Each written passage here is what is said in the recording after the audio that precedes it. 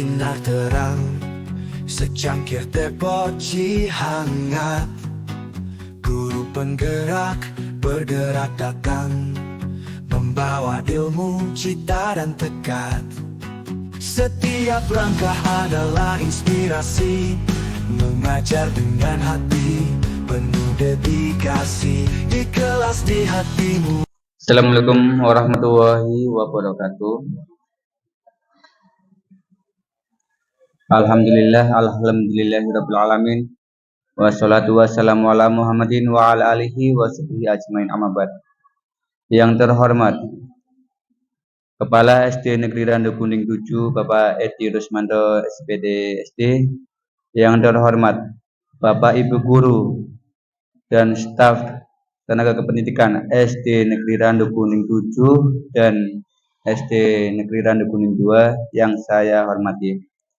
Yang pertama-tama marilah kita panjatkan puji syukur kehadirat Allah Subhanahu wa taala yang sudah memberikan kita kenikmatan sehingga pada hari ini kita semua dapat berjumpa dan berkumpul di tempat yang sederhana ini.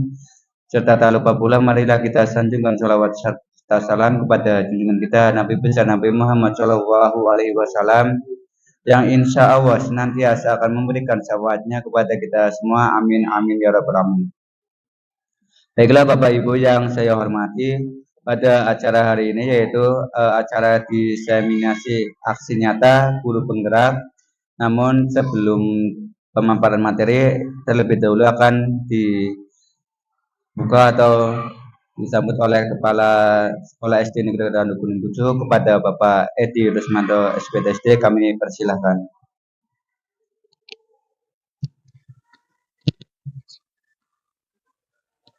Terima kasih Pak Soleh. Assalamualaikum warahmatullahi wabarakatuh. Bismillah, alhamdulillah, wassalatu wassalamu ala rasulillah wa ala alihi wa sahbihi wa mawalah wa la hawla wa la quwata illa billah. Amma ba'd. Yang saya hormati Bapak Ibu guru, peserta diseminasi aksi nyata. Kemudian yang saya hormati pula Pak Dwi Asmoro SPDI selaku CGP Angkatan 11 sebagai pemateri pada acara ini, yaitu acara diseminasi aksi nyata. Pertama, marilah kita panjatkan puji syukur kehadirat Allah Subhanahu wa taala. Saat ini kita dapat kumpul dalam keadaan sehat walafiat. Bapak Ibu yang saya hormati, kegiatan ini merupakan salah satu rangkaian dari kegiatan yang dilaksanakan oleh Pak Dwi Asmoro selaku CGP Angkatan 11, yang mana kegiatan sebelumnya juga sudah berjalan dengan lancar, alhamdulillah, diantaranya pendampingan individu, dan saat ini salah satu kegiatan dari CGP Angkatan 11 di mana di SD Randu Kuning 7 ada salah satu yang menjadi peserta yaitu Pak Dwi Asmoro akan melakukan kegiatan diseminasi aksi nyata. Pada kesempatan ini mengambil topik budaya positif. Mudah-mudahan kegiatan ini dapat bermanfaat bagi kita semua, bagi Pak Dwi Asmoro selaku CGP Angkatan 11 dan kemudian kepada Bapak Ibu peserta diseminasi hari ini, yang selanjutnya nanti bisa diimplementasikan di kelas Bapak Ibu masing-masing untuk ditindaklanjuti oleh Bapak Ibu bersama siswa-siswi Bapak Ibu di kelas. Kiranya itu saja, mudah-mudahan kegiatan ini dapat berjalan dengan lancar dan saya ucapkan selamat mengikuti kegiatan diseminasi aksi nyata CGP Angkatan 11 di SD Randu Kuning 7. Sekian, kurang lebihnya mohon maaf. Billahi taufik wal hidayah. Assalamualaikum warahmatullahi wabarakatuh. Waalaikumsalam warahmatullahi wabarakatuh. Terima kasih kami sampaikan kepada Bapak Edi Rusmanto SPDSD yang sudah memberikan sambutan sekaligus membuka. Untuk acara selanjutnya yaitu acara inti yaitu pemaparan materi yang akan disampaikan oleh narasumber kita Bapak Dwi Asmoro SPDI selaku calon guru penggerak angkatan 11. Waktu dan tempat kami persilahkan.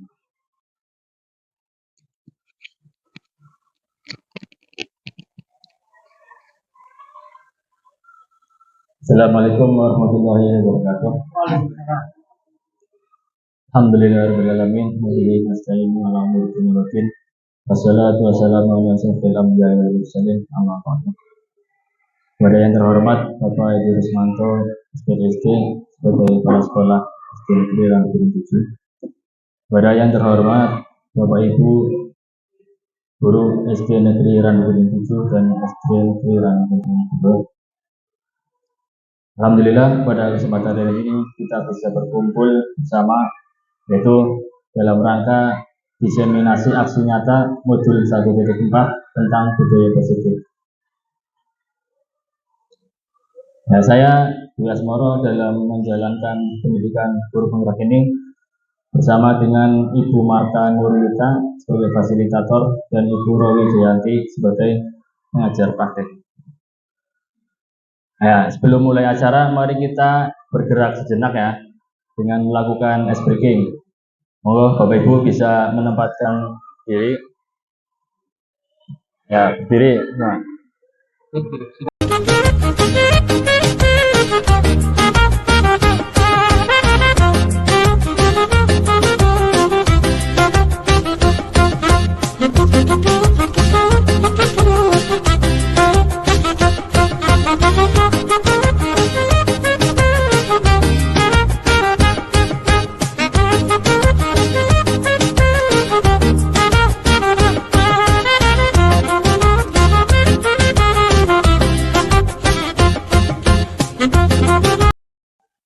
Ya, terima kasih Bapak Ibu yang sudah melaksanakan tadi yang mengikuti kegiatan ice breaking.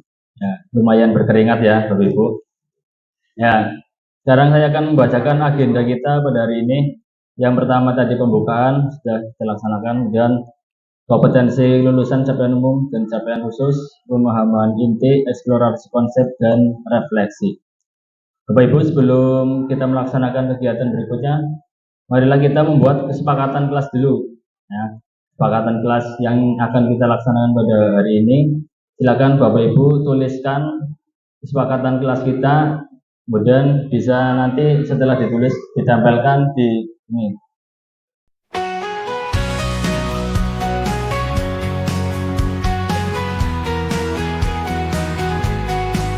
Mentari pagi bersinar terang, secangkir teh poci hangat.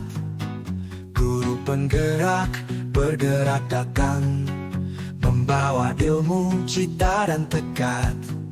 Setiap langkah adalah inspirasi, mengajar dengan hati penuh dedikasi. Di kelas, di hati murid-murid kami, membangun masa depan penuh prestasi. Guru penggerak angkatan 11, menebar gerakan di kota Tegal. Dengan cinta dan semangat, kami hadir untuk negeri tercinta. Tak kenal lelah, terus melangkah, menuntun anak bangsa penuh asa. Di setiap cerita, di setiap tawa, tercipta sejarah kita semua bersama. Setiap langkah adalah inspirasi, mengajar dengan hati penuh dedikasi. Di kelas, di hati murid-murid kami, membangun masa depan penuh prestasi. Guru penggerak angkatan 11, menebar gerakan di kota Tegal. Dengan cinta dan semangat, kami hadir untuk negeri tercinta. Tak kenal lelah, terus melangkah menuju menjaga kebersihan dan diri sendiri, kelas, dan lingkungan sekolah. Mengucapkan tolong bila butuh bantuan, mengucap saling menghormati dan menyayangi satu sama lain, berbicara dan bertindak dengan sopan dan santun. Terima kasih Bapak Ibu, demikian tadi kesepakatan kelas kita pada hari ini. Kemudian saya ada pertanyaan pemantik. Ini terkait dengan disiplin, karena materi kita adalah budaya positif ya. Tadi disampaikan bahwa kita harus disiplin. Setuju atau tidak setuju? Hukuman dapat mendisiplinkan anak. Pemberian hukuman dengan hal positif seperti membaca atau membersihkan halaman sekolah dapat meningkatkan disiplin anak. Memberi penghargaan dapat meningkatkan motivasi belajar. Nah, monggo Bapak Ibu yang mau menyampaikan pendapatnya. Secara garis besar memang mendisiplinkan anak itu harus ada kegiatan yang positif secara garis besar, baik itu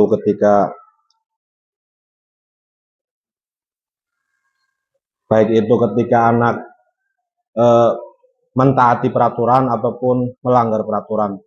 Yang saya mau tanyakan adalah apakah dengan redaksi kata-kata hukuman di kurikulum Merdeka itu sudah sesuai, atau mungkin saya pernah mendengar bahwa di kurikulum Merdeka itu ketika menghukum anak itu sudah tidak dibenarkan lagi, atau memang redaksi hukuman itu tulisannya harus diganti dengan konsekuensi. Ketika anak telat dalam kedisiplinan, maka anak itu memiliki konsekuensi sesuai dengan peraturan yang berlaku.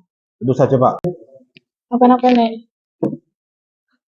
Hukuman dapat mendisiplinkan anak.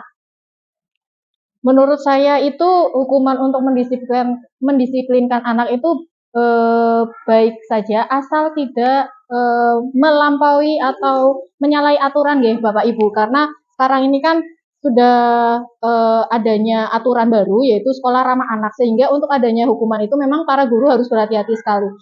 Tentunya dengan adanya pemberian hukuman dapat memberikan dampak positif selagi itu hukuman itu atau sanksi itu tidak berupa sanksi fisik yang sangat memberatkan pada siswa-siswi kita atau peserta didik kita. Sehingga dengan adanya pemberian sanksi atau konsekuensi tadi yang Bapak Farhan katakan, pemberian sanksi atau konsekuensi yang hal positif ini dapat memberikan dampak motivasi, dampak baik, hal baru bagi siswa supaya memperbaiki perilaku, dan siswa bisa berefleksi diri, bisa bercermin bahwa apa yang telah peserta didik lakukan yang dilakukan itu salah, melanggar aturan atau norma.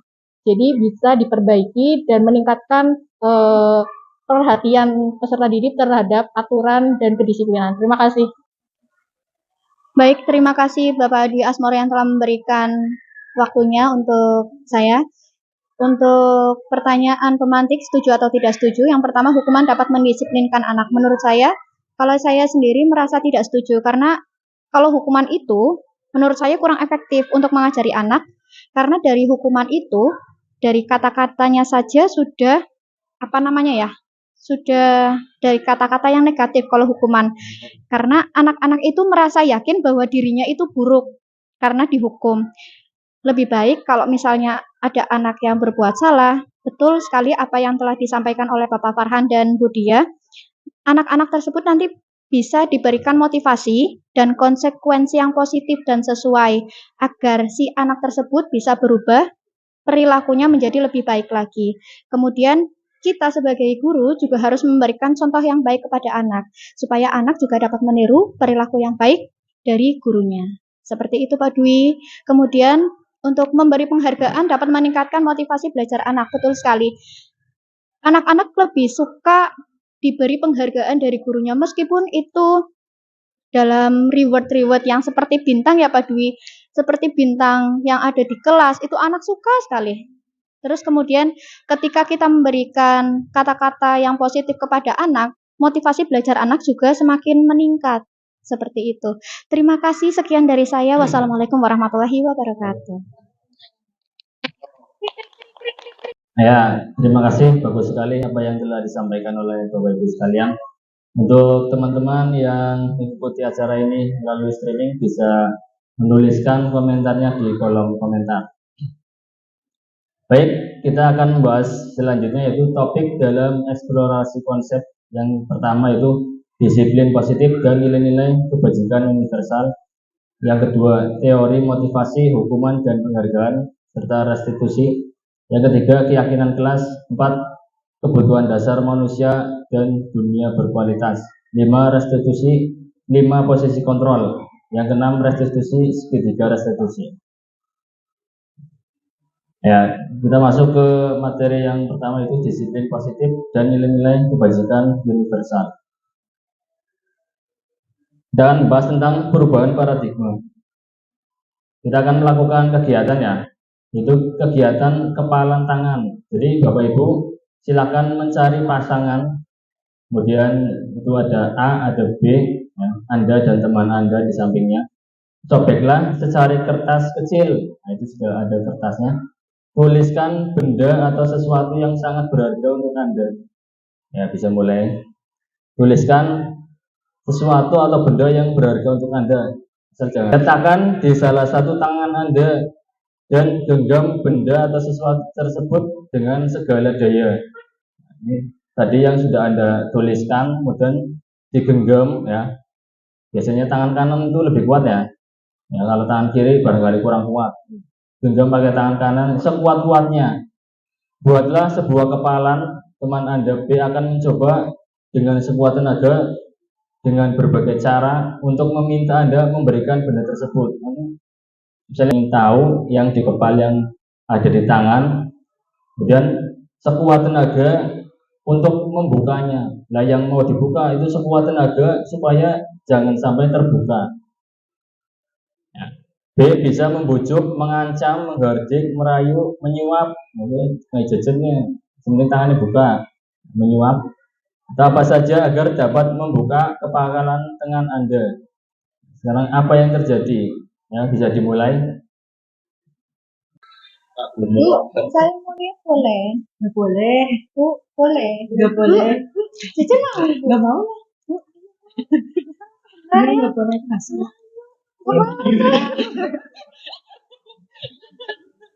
Selamat rumahnya. Kasih. Nanti saya di depan ya. Boleh, Bu? Nggak boleh. Masa nggak boleh? Satu, nggak boleh. Nggak boleh. Tapi nggak boleh.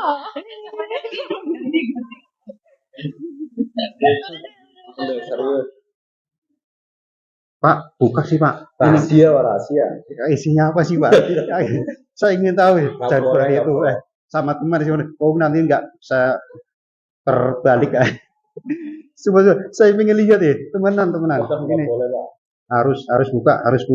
Ini. Ini buat tamu wes udah cepat buka cepat. Harus. Coba Pak, bisa dibuang enggak? Makanya saya ingin lihat ini dalamnya apa. Ya. Ya, bagus sekali acting dari teman-teman semua. Kita lanjutkan bahwa perubahan paradigma teori kontrol atau teori pilihan ilusi kontrol. Jadi tadi kita sudah praktek ya bahwa antara teman A dengan B, bahwa teman B ingin membuka atau ingin mengontrol yang A. Ternyata apa yang terjadi? Nah, tidak bisa. Karena tadi teori kontrol itu kontrol pada diri kita sendiri. Orang lain tidak bisa mengontrol kita. Nah, Bapak Ibu, bahwa ilusi kontrol ada beberapa macam. Itu ilusi guru mengontrol murid. Kemudian ilusi bahwa kritik dan membuat orang merasa bersalah dapat menguatkan karakter. Ilusi bahwa semua penguatan positif efektif dan bermanfaat. Ilusi bahwa orang dewasa memiliki hak untuk memaksa. Nah, ternyata setelah kita praktek, kita tidak bisa memaksa orang lain. Ya, Bapak Ibu, perubahan paradigma stimulus respon, teori kontrol atau teori pilihan. Siapa sesungguhnya yang memiliki kontrol? Kita lihat stimulus, respon, dan teori kontrol atau pilihan. Kita berusaha memahami pandangan orang lain tentang dunia. Nanti stimulusnya apa? Semua perilaku memiliki tujuan. Jadi kan kita ingin melihat tujuannya apa, karena kita penasaran. Hanya Anda yang bisa mengontrol diri Anda. Anda tidak bisa mengontrol orang lain. Kolaborasi dan konsensus menciptakan pilihan-pilihan baru, model berpikir menang-menang, win-win solution. Nah ini, jadi stimulusnya bahwa kita mencoba mengubah orang agar berpandangan sama dengan kita, sedangkan kita berusaha memahami pandangan orang lain tentang dunia. Perilaku buruk dilihat sebagai suatu kesalahan, padahal semua perilaku memiliki tujuan. Orang lain bisa mengontrol saya, sedangkan apa? Hanya Anda yang bisa mengontrol diri Anda. Saya bisa mengontrol orang lain, ternyata Anda tidak bisa mengontrol orang lain. Pemaksaan ada pada saat bujukan gagal. Tadi sudah dibujuk pakai snack ya, satu box, ternyata tidak bisa. Akhirnya dipaksa, ayo Pak.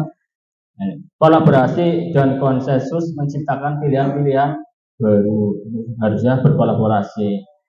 Model berpikir menang kalah itu model berpikir menang-menang. Jadi kita kan kalau misalnya tadi Bu Indah buka tangan, berarti Bu Indah kalah. Misalnya tadi Pak Farhan membuka tangan, sedangkan Pak Pandi bisa membuka tangannya Pak Farhan, berarti Pak Farhan kalah. Nah, ini. Jadi seharusnya adalah berpikir menang-menang. Nah, Bapak Ibu, apakah makna disiplin itu? Itu disiplin berasal dari bahasa Latin, disiplina, yang berarti belajar. Makna asal dari kata ini berkonotasi dengan disiplin diri dari murid-murid Sokrates dan Plato. Disiplin diri membuat orang menggali potensinya menuju sebuah tujuan, apa yang dia hargai. Namun dalam budaya kita, makna kata disiplin telah berubah menjadi sesuatu yang dilakukan seorang pada orang lain untuk mendapatkan kepatuhan atau biasa disebut mendisiplinkan. Kecenderungan umum adalah menghubungkan kata disiplin dengan ketidaknyamanan, bukan dengan apa yang kita hargai atau pencapaian suatu tujuan mulia. Nah, ini nilai-nilai kebajikan universal. Itu nilai-nilai kebajikan adalah sifat-sifat positif manusia yang merupakan tujuan mulia yang ingin dicapai setiap individu. Nilai-nilai tersebut bersifat universal dan lintas bahasa, suku, bangsa, agama maupun latar belakang. Nilai-nilai kebajikan yang ingin dicapai yaitu beriman dan bertakwa pada Tuhan Yang Maha Esa, berakhlak mulia, mandiri, bernalar kritis, berkebinekaan global, bergotong royong, dan kreatif sesuai dengan profil pelajar Pancasila. Sekarang teori motivasi, hukuman, dan penghargaan serta restitusi. Nah, Bapak Ibu, di sini bisa kita lihat bahwa teori motivasi itu ada 3. Nah, teori motivasi eksternal, kemudian teori motivasi internal. Yang akan kita lakukan yaitu motivasi internal, itu dari dalam diri kita sendiri. Teori motivasi eksternal itu untuk menghindari ketidaknyamanan atau hukuman. Jadi ya disampaikan bahwa hukuman itu membuat orang tidak nyaman, merasa tersakiti. Apa yang akan terjadi apabila saya tidak melakukannya? Oh, bisa disuruh push up, disuruh lari keliling lapangan, seperti ini ya. Kemudian motivasi eksternal yang lain itu untuk mendapatkan imbalan. Nah, seperti tadi ini nanti saya kasih snack, itu mendapatkan imbalan. Itu motivasi eksternal. Untuk mendapatkan imbalan dari orang lain atau institusi, apa yang akan saya dapatkan apabila saya melakukannya? Wanipiro. Kemudian yang berikutnya motivasi internal, itu yang akan kita bahas tentang tujuan disiplin positif. Untuk menghargai diri sendiri, saya akan menjadi orang yang seperti apa bila saya melakukannya. Jika saya disiplin, maka saya akan jika saya tidak disiplin, maka saya akan ini. Jadi motivasi yang ada pada diri kita sendiri itu untuk menghargai diri kita. Nah, ini ada filosofi dari Ki Hajar Dewantoro. Menurut Ki Hajar Dewantoro, merdeka itu artinya tidak hanya terlepas dari perintah, akan tetapi juga cakap buat memerintah diri sendiri. Bulukum rohim. Jadi setiap kita adalah pemerintah, itu memerintah diri kita sendiri. Dihukum oleh penghargaan. Nah, kenapa kita setelah mendapat penghargaan tapi merasa dihukum? Bahwa penghargaan berlaku sama dengan hukuman. Dalam arti meminta atau membujuk seorang melakukan sesuatu untuk memenuhi suatu tujuan tertentu dari orang yang meminta atau membujuk. Dorongannya eksternal dan akan ada faktor ketergantungan. Beberapa dampak dari pemberian penghargaan menurut Al-Fiqhon. Itu ada pengaruh jangka pendek, jangka panjang, dan penghargaan menghukum. Penghargaan mengurangi ketepatan, penghargaan tidak efektif, penghargaan merusak hubungan.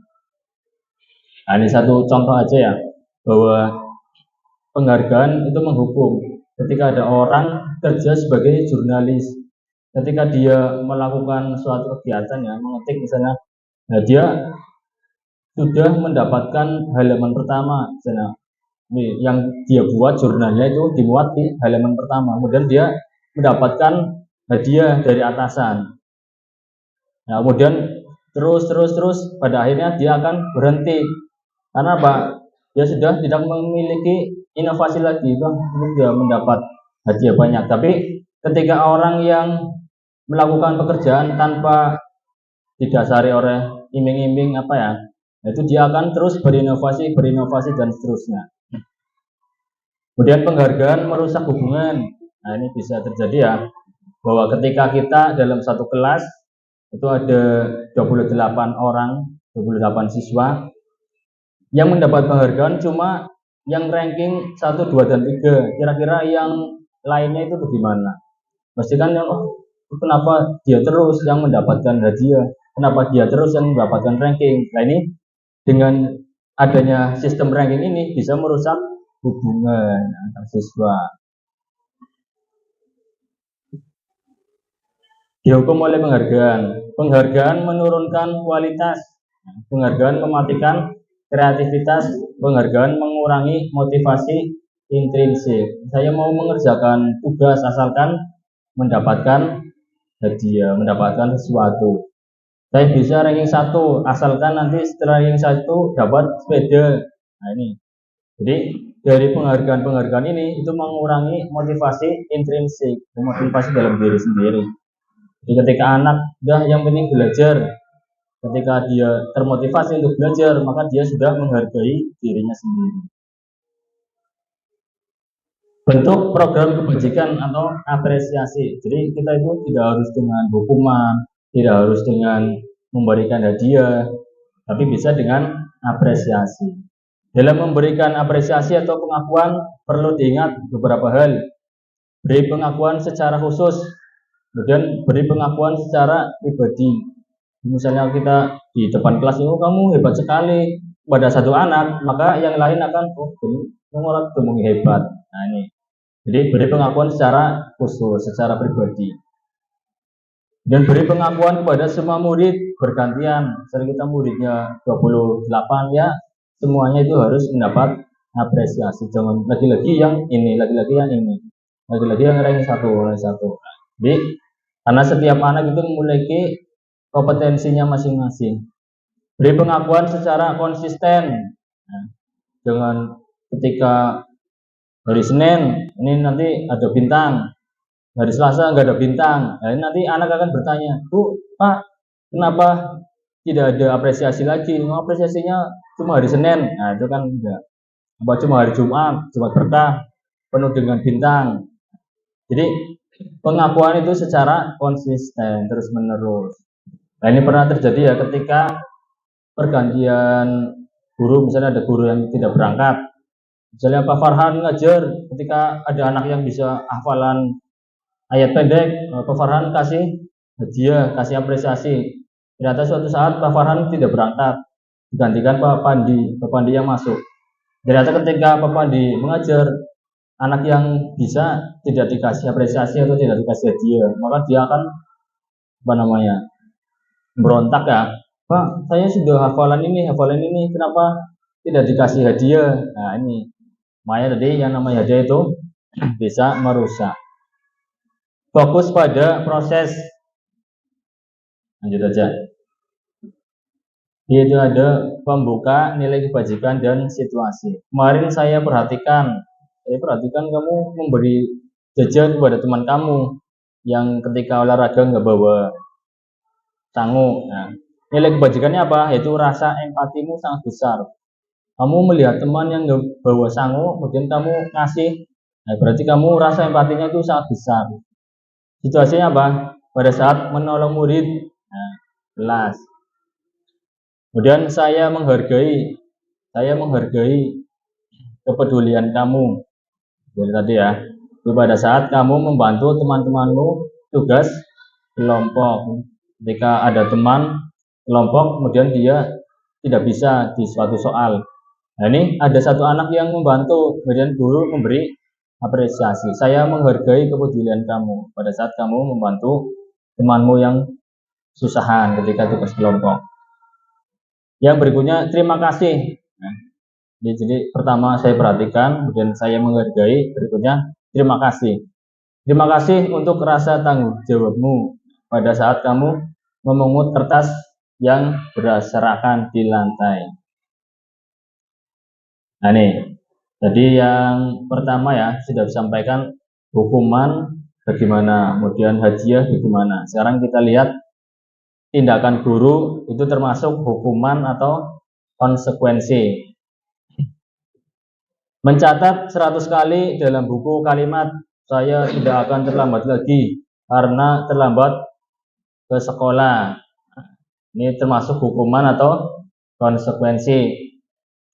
Teman-teman yang mengikuti secara streaming bisa menuliskan jawabannya di kolom komentar bahwa mencatat 100 kali dalam buku dengan kalimat saya tidak akan terlambat lagi.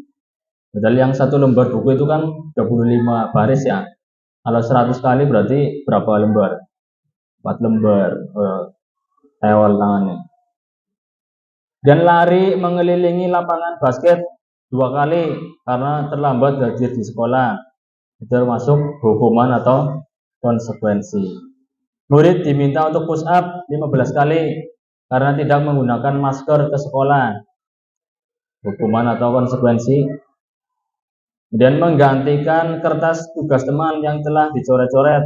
Nah, biasanya yang usil itu kan sukanya coret-coret kertas temannya. Membersihkan tumpahan air di meja karena tersenggol pada saat belajar. Ini juga yang botol-botol yang di atas meja, makanya ketika saya ngajar itu botol harus disterilkan, jangan di atas meja. Karena kasusnya itu sering tumpah. Itu termasuk hukuman atau konsekuensi. Murid disuruh untuk tidak mengenakan sepatu seharian di sekolah karena tidak mengenakan sepatu hitam. Secara peraturan kan sepatu harus hitam. Ternyata ada anak yang pakai sepatu putih, kemudian disuruh untuk tidak mengenakan sepatu sekalian. Itu termasuk hukuman atau konsekuensi. Lari mengelilingi lapangan basket 2 kali karena terlambat 10 menit untuk pelajaran PJOK. Ya, Bapak Ibu sudah memiliki jawabannya? Sudah ada bayangan? Nah, ini sekarang saya perlihatkan kuncinya. Jadi mencatat 100 kali dalam buku kalimat saya tidak akan terlambat lagi karena terlambat ke sekolah. Itu masuk pada hukuman. Lari mengelilingi lapangan basket 2 kali karena terlambat hadir di sekolah juga masuk hukuman. Murid diminta untuk push up 15 kali karena tidak menggunakan masker di sekolah, itu masuk hukuman. Menggantikan kertas tugas teman yang telah dicoret-coret, itu masuk hukuman apa konsekuensi? Konsekuensi. Membersihkan tumpahan air di meja tulis karena tersenggol pada saat belajar, itu masuk konsekuensi. Murid disuruh untuk tidak mengenakan sepatu seharian, itu masuk hukuman. Lari mengelilingi lapangan basket 2 kali karena terlambat 10 menit, itu juga konsekuensi. Nah, ini apa itu hukuman, apa itu konsekuensi. Perbedaan hukuman dan konsekuensi. Hukuman yaitu sesuatu yang menyakitkan. Jadi ya ketika menulis sampai 4 halaman itu kan tangannya menjadi sakit. Ya. Sedangkan kalau konsekuensi itu sesuatu yang harus terjadi. Membuat anak sakit fisik maupun hati. Jadi yang namanya sakit tidak selalu fisik ya. Misalnya disuruh lari lapangan itu kan nanti pulang kakinya sakit, pegel. Atau dimarahi, kamu ini. Nah, itu juga menyakitkan hati. Untuk jangka waktu yang lama, sakit hati itu bekasnya susah hilang. Membuat anak merasa tidak nyaman dalam jangka waktu pendek, itu namanya konsekuensi. Jadi waktunya itu pendek, tapi kalau hukuman itu jangka waktunya lama. Ketika anak mendapat hukuman, anak membenci kedisiplinan. Sedangkan kalau mendapatkan konsekuensi, anak menghargai disiplin. Hukuman bersifat paksaan, harus. Nah, jangan kalau konsekuensi itu stimulus atau tanggapan. Mendorong anak menyakiti diri sendiri. Jangan konsekuensi mendorong anak agar mudah menyesuaikan diri. Hukuman buat konsep diri yang buruk, konsekuensi konsep diri yang baik. Anak belajar untuk menyembunyikan kesalahan. Korban ngaku lah, malah dihukum. Itu malah menyembunyikan kesalahan. Tapi kalau mendapat konsekuensi, anak belajar untuk mematuhi peraturan. Ketika anak mendapat hukuman, anak akan marah, kemudian merasa bersalah, dipermalukan, merasa tidak dihargai. Sedangkan kalau konsekuensi, kehilangan hak, dibuat tidak nyaman, diasingkan untuk sementara, dan sementara saja. Sekarang apa itu restitusi? Restitusi adalah proses menciptakan kondisi bagi murid untuk memperbaiki kesalahan mereka, sehingga mereka bisa kembali pada kelompok mereka dengan karakter yang lebih kuat. Restitusi juga merupakan proses kolaboratif yang mengajarkan murid untuk mencari solusi untuk masalah mereka dan membantu murid berpikir tentang orang seperti apa yang mereka ingin menjadi tujuan mulia dan bagaimana mereka harus memperlakukan orang lain menurut dosen. Ini identitas, hukuman, konsekuensi, restitusi. Ciri-ciri restitusi. Yang pertama itu bukan untuk menebus kesalahan, namun untuk belajar dari kesalahan. Jadi ketika terlambat lari, nah itu berarti menebus kesalahan.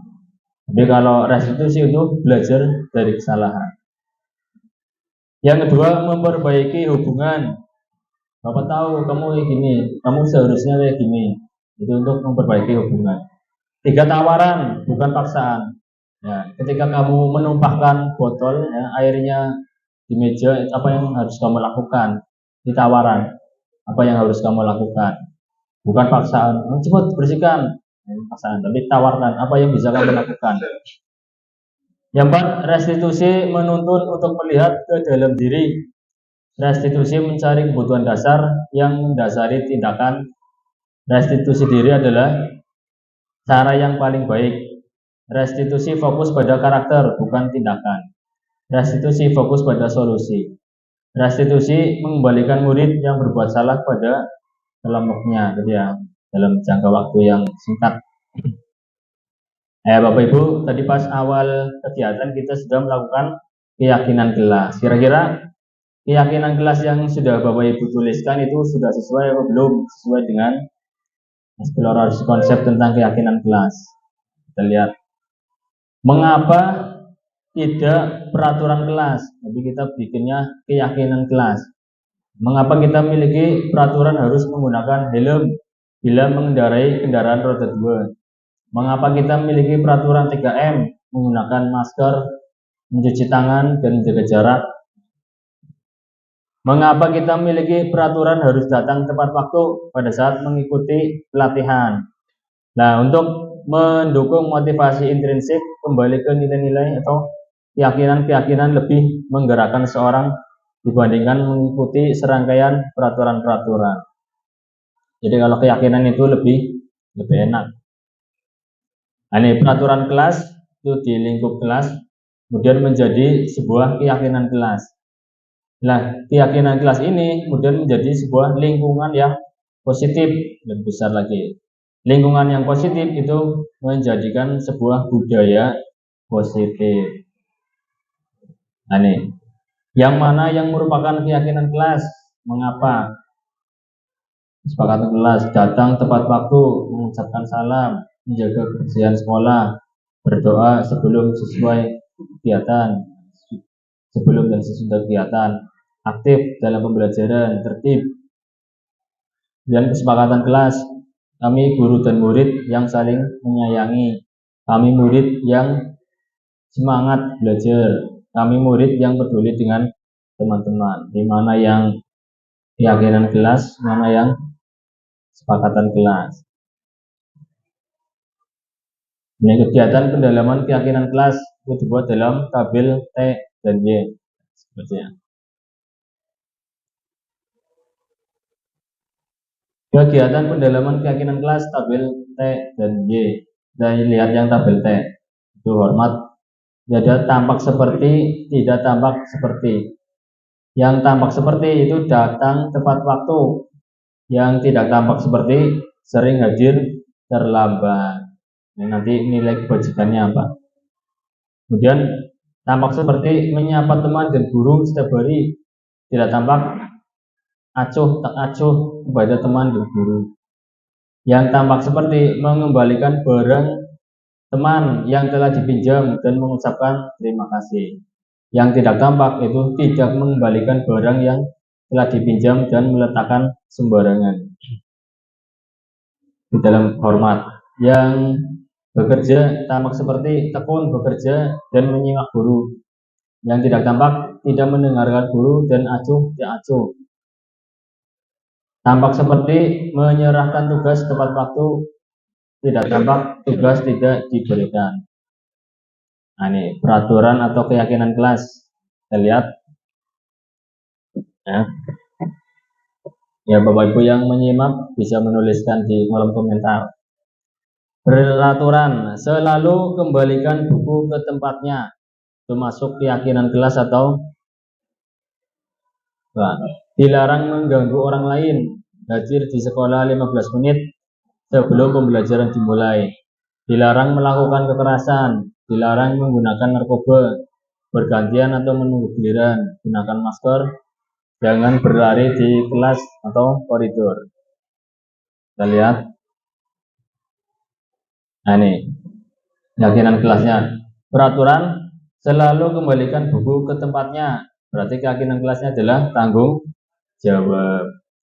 Peraturan, dilarang mengganggu orang lain.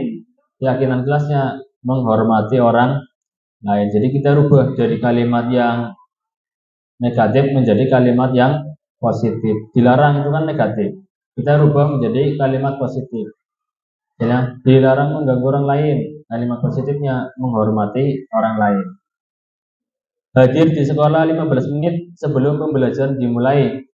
Itu menghormati orang lain dan berkomitmen. Jadi ketika jam 7.00 masuk kelas ya, komitmen jam 7.00.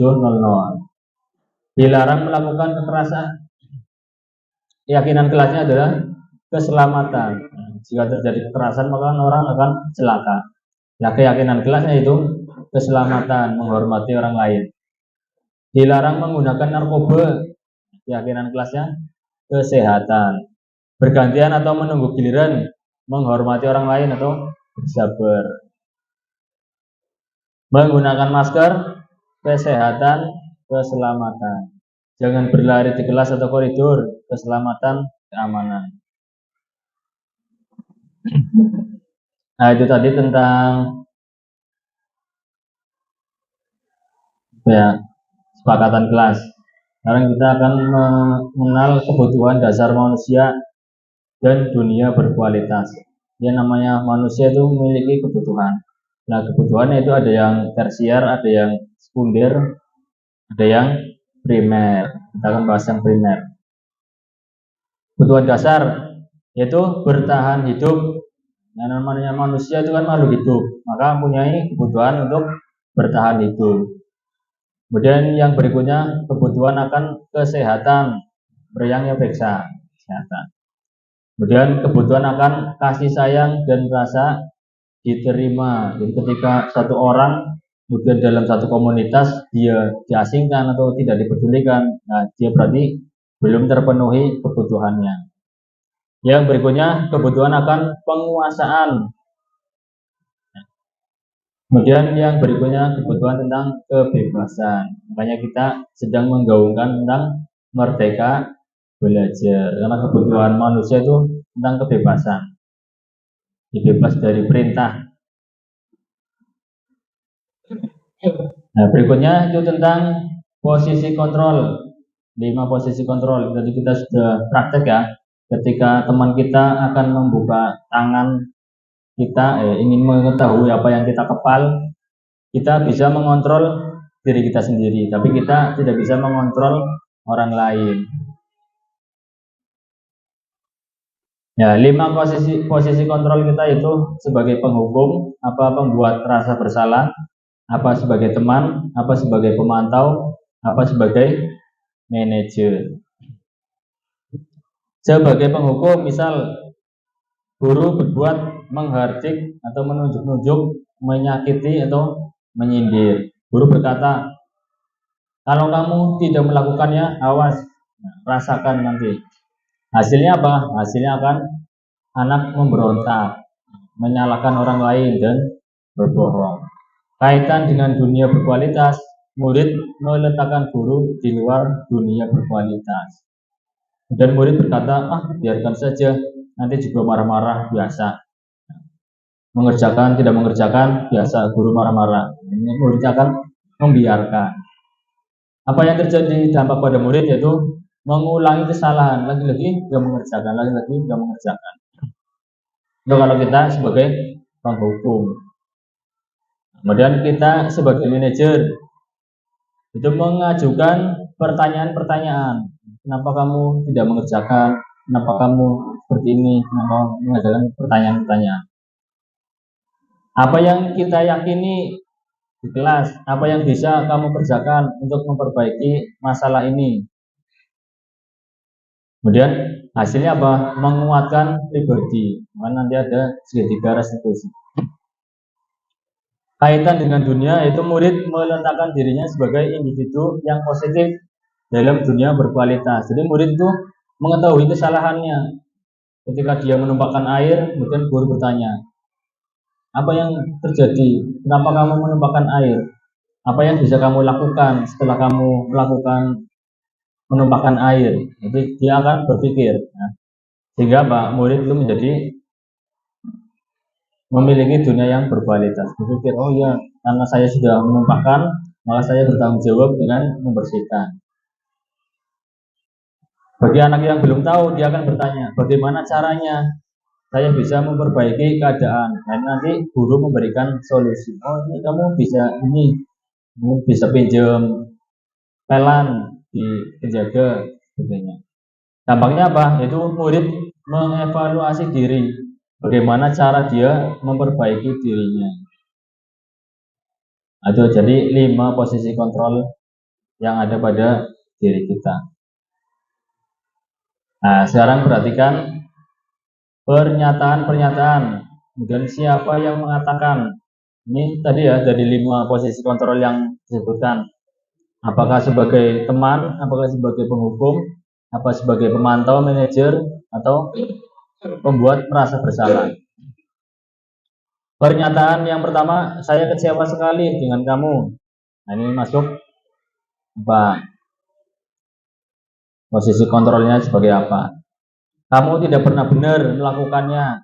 Ini posisi kontrolnya sebagai apa? Ayolah, lakukan demi ibu atau bapak. Dan apakah kamu mau mendapatkan stiker bintang hari ini? Bulanan ini stiker ya. Oleh bintang terus. Bagaimana kamu bisa menyelesaikan masalah ini? Kamu selalu yang paling terakhir. Nah, ini apa yang kita lakukan, kita katakan itu kita berada di posisi kontrol seperti apa? Kita lihat. Nah, ini. Jadi ketika kita mengatakan saya kecewa sekali dengan kamu, maka kita sudah menjadi orang yang membuat orang lain merasa bersalah. Nah, posisi kontrol kita itu membuat orang merasa bersalah. Jangan kalau kita berkata, kamu tidak pernah benar melakukannya, itu kita sebagai penghukum, karena menyakiti.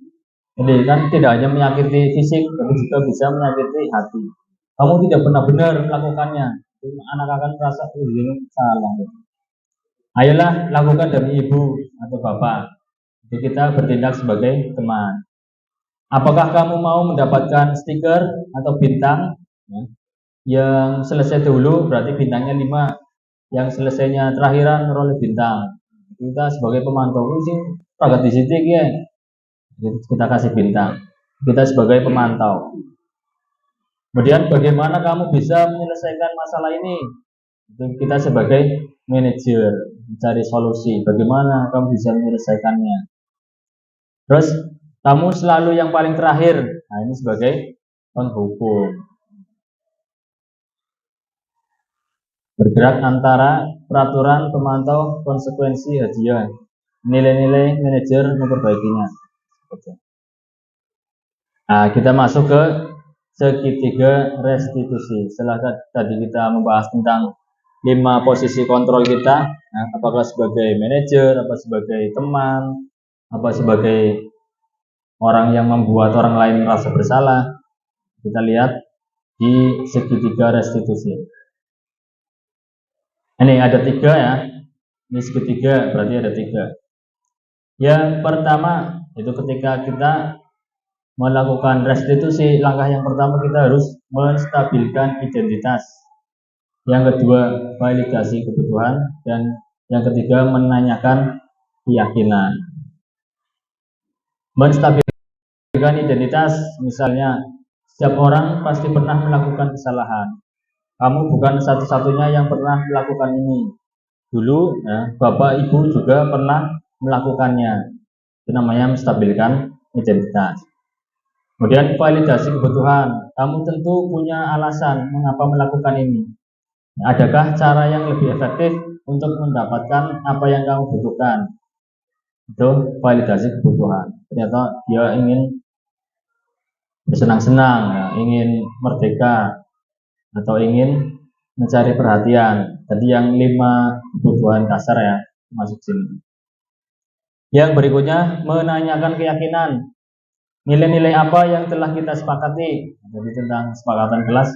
Ketika anak di kelas itu terlambat, nah, guru bertanya, nilai apa yang telah kita sepakati? Itu nilai disiplin. Kamu ingin menjadi orang yang seperti apa? Kalau kamu terlambat terus, nanti kamu mau jadi orang seperti apa? Yang berikutnya, untuk membuat anak yang merasa gagal karena berbuat salah menjadi positif terhadap dirinya, itu fungsi dari menstabilkan identitas. Guru berkata, berbuat salah itu hal yang manusiawi, tidak ada manusia yang sempurna. Bapak Ibu juga pernah berbuat salah. Kita pasti bisa menyelesaikan permasalahan ini. Bapak Ibu tidak tertarik untuk mencari tahu siapa yang benar, siapa yang salah. Bapak Ibu lebih tertarik untuk menyelesaikan masalah. Kalau kamu menyalahkan dirimu sendiri, terus apakah kamu bersikap baik pada dirimu sendiri? Ini biar anak stabil dulu, stabilkan. Membantu murid mengenali basic kebutuhan dasar yang ingin dipenuhinya ketika melakukan kesalahan. Pada dasarnya setiap tindakan manusia tujuannya adalah memenuhi kebutuhan dasar, apakah itu penguasaan, kebebasan, kasih sayang, rasa diterima, kesenangan, atau bertahan hidup. Tuh, kita menanyakan keyakinannya kepada anak. Kamu bisa saja melakukan hal yang lebih buruk, tapi kamu tidak melakukan. Kamu pasti punya alasan mengapa melakukannya. Apa yang penting bagi kamu? Kamu boleh tetap berusaha menjaga sikap itu, tapi tambahkan sikap yang lain, yang baru. Maukah kamu belajar cara lain untuk mendapat yang kamu butuhkan tanpa harus memukul? Apakah kamu bisa melakukan dengan lebih baik lagi besok? Nah, menanyakan keyakinan. Anak melihat kesalahan dihubungkan dengan norma sosial dan nilai-nilai yang mendasari manusia berinteraksi dengan orang lain. Guru berkata, apa nilai yang kita percaya di kelas atau sekolah kita? Nilai-nilai universal apa yang telah kita sepakati? Kelas yang ideal itu seperti apa sih? Kamu ingin jadi anak seperti apa? Apa yang kamu rasakan ketika kamu melakukan itu? Kamu menjadi orang yang seperti apa? Ini untuk menanyakan keyakinan. Setelah kita di awal pembelajaran itu kan mesti membuat keyakinan kelas. Nah, itu dicari keyakinan kelas apa yang sudah dilanggar oleh anak.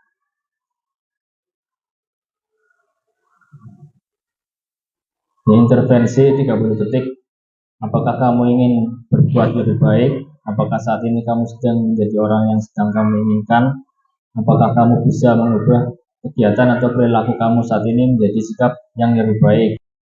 Ya, Bapak Ibu, kita akan melaksanakan praktek segitiga restitusi. Skenarionya itu nanti ada anak yang berantem, kemudian ibu gurunya akan melakukan segitiga restitusi. Kita langsung lihat ke TKP.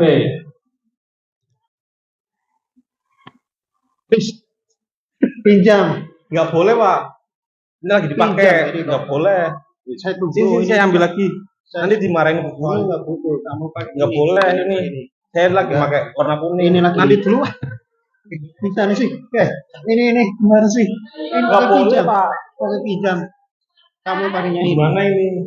Ini Papan binatang. ini saya pinjam kok nggak Saya boleh. lagi pakai warna kuning, tiba-tiba dia nyerput, nggak Kan saya Nggak, lagi bilang pinjam. dulu langsung pinjam Ya aja. nggak apa-apa. Sekali-kali pinjam sama.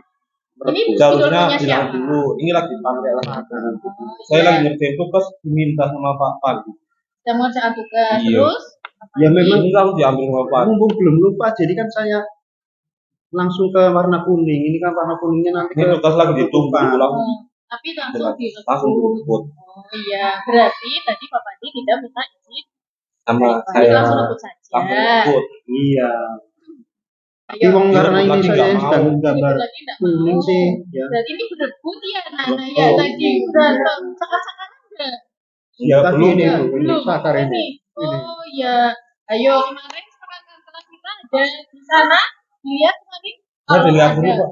kalau ada teman yang membutuhkan mau meminjam sesuatu harus Bilang minta dia harus izin dulu, harus minta tolong, boleh tidak.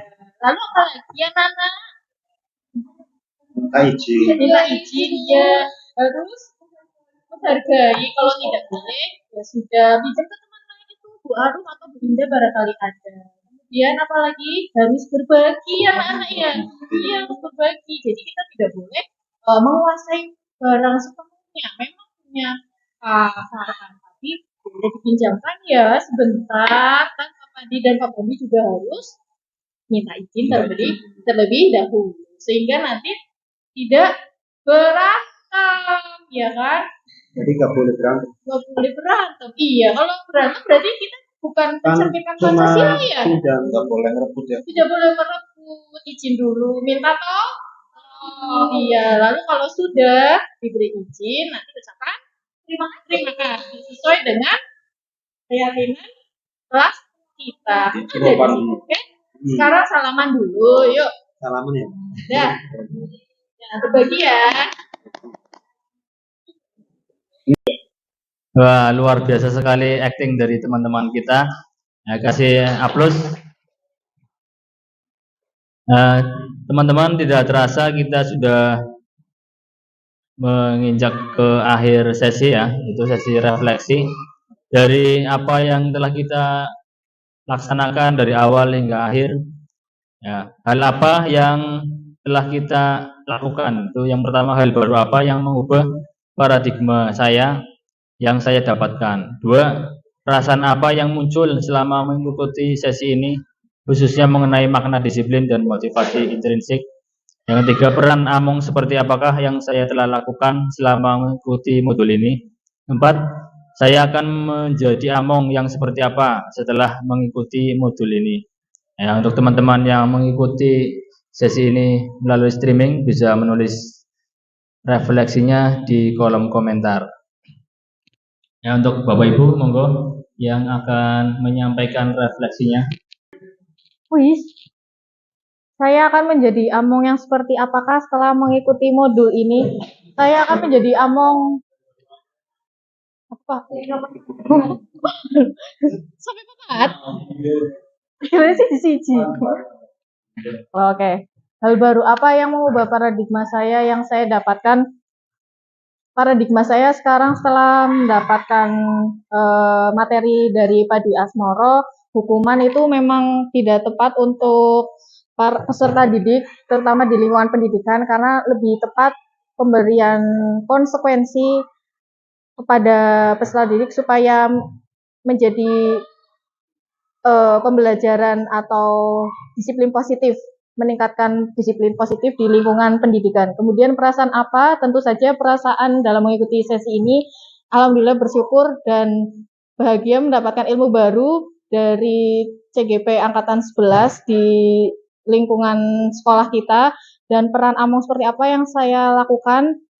Peran among seperti yang sudah saya lakukan sebelumnya, sampai detik terakhir ini saya menjadi teman dan manajer.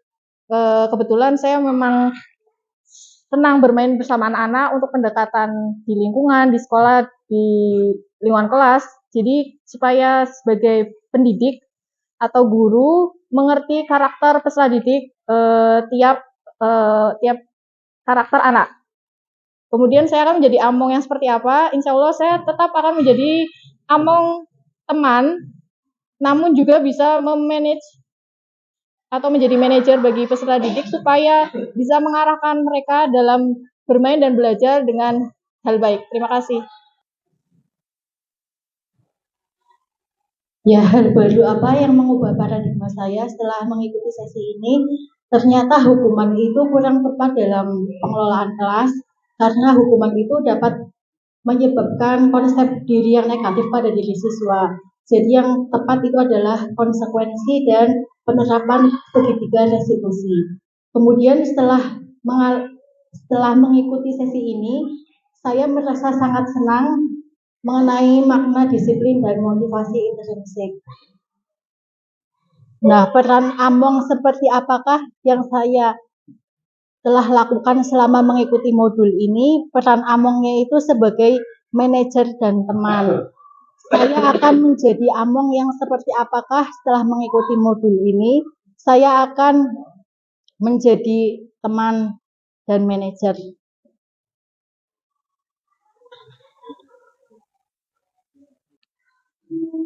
Ya, alhamdulillah acara demi acara telah kita lewati bersama. Tadi refleksi yang sudah disampaikan oleh Bapak Ibu sekalian sangat bagus sekali. Ya, sekali lagi saya ucapkan banyak terima kasih atas partisipasi dari Bapak Ibu semua, baik yang secara luring ataupun yang secara daring. Saya ucapkan banyak terima kasih.